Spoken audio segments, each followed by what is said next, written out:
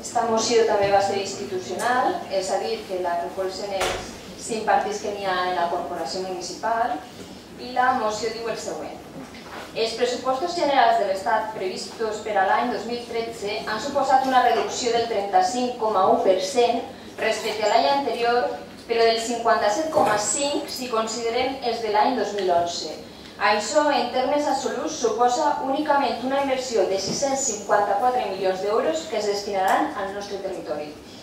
Si per a l'any 2012 les inversions en la Comunitat Valenciana van suposar una reducció de la inversió estatal que es van situar un 43% per baix de la mitjana estatal, amb 201 euros per habitant, la previsió per a l'any 2013 genera un greuge comparatiu realment insuportable, contemplant una inversió per habitant en la Comunitat Valenciana que passarà a ser només de 127,9 euros. Cal tindre en compte que la mitjana espanyola és de 225,5 euros i que, per exemple, en els pressupostos de 2013, cada ciutadana de Galícia rebrà 468,3 euros i els de Castilla y León 620,3.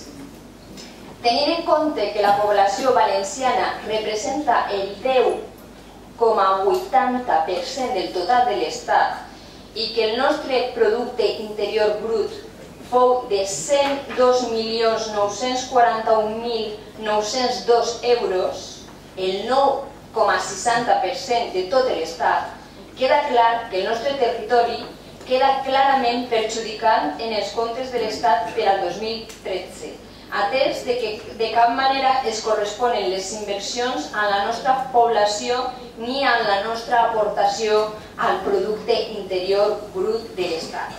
Si bé es pot entendre que les inversions s'han vist reduïdes en tot l'Estat, de cap manera es pot compartir la decisió que en la nostra comunitat autònoma els retalls hagin de ser molt majors que els que s'han produït en la majoria de comunitats autònomes, allunyant-nos així de la legítima aspiració d'aconseguir la renda per càpita mitjana existent en l'estat espanyol.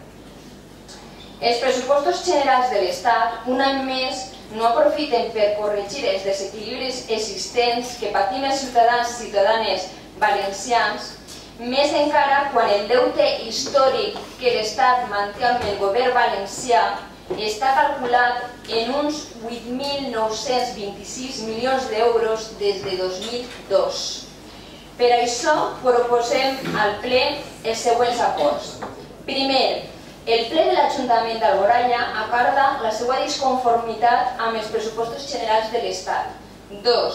El ple de l'Ajuntament d'Alboraia sol·licita al president del govern espanyol que la inversió prevista per al territori valencià s'adeqüe tant a la nostra població com a la nostra aportació al producte interior brut estatal. Tercer, el ple de l'Ajuntament d'Alboraia sol·licita al president del govern espanyol que acabi la discriminació en les inversions al territori valencià que els pressupostos generals de l'Estat arrosseguen des de fa anys. Bueno, cada un, comunitat valenciana, no passa res. Paper cosa de territori valencià? Ho he dit, comunitat valenciana, passa algo, i pel que li agrada més, País Valencià. No n'hi ha problema.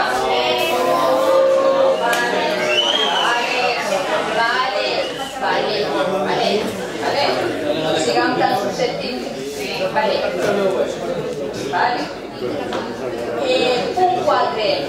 El ple de l'Ajuntament d'Alboraia sol·licita al president del govern espanyol un pla de retorn del deute històric que manté el govern espanyol amb els valencians i valencianes.